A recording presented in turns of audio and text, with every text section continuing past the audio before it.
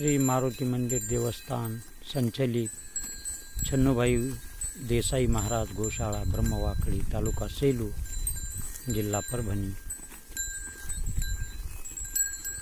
ग्रामीण भागातील अतिशय सुंदर अशी गोशाळा आपण बघू शकता। कशा प्रकारच्या गायी, देशी गायी या गोशाळेमध्ये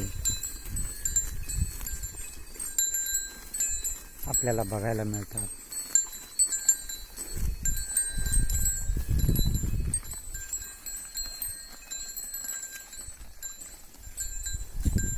निम्न लोअर दुधना धरणाच्या पायथ्याला असलेली ही गोशाळा 6 वर्ष होत असून